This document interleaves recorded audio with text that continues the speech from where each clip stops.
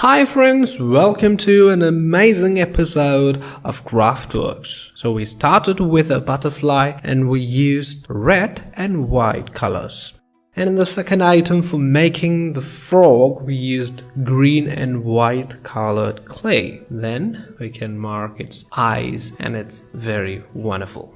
In this item, that means the third item, we used yellow and red colored clay for making duck. Here we are using green colored clay for making this worm. And as you can see, we can use our fingers, our hand, as well as other tools which are easily available at our home, like spoon, scissors, forceps, etc. can be used for making fine marks and designs. And here on the wings and the body of the bird, we have used spoon for marking the design.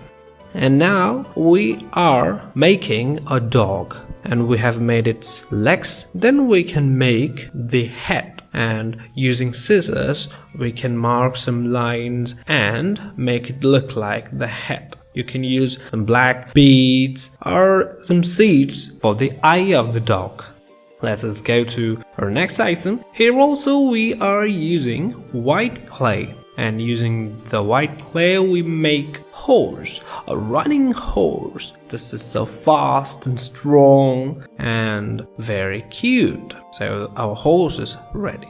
Here we have taken a circular piece of clay. Then we mark some lines on it. Then we roll small strips into the center, and the rest is marking like strands, and such strands join together to form flowery structure. So we can easily make a flower-like design using this clay, and we can use the tools. That means our tools in this video are spoon, knife, scissors, etc. So they are very easily available at our home. Here we have a peacock and it's very wonderful.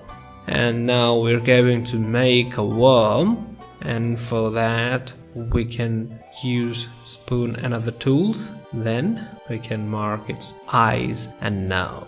Here also we're going to make a beautiful design, and we started with a semicircular piece of clay and we have used white color. You can also use different colors and this will look more colorful.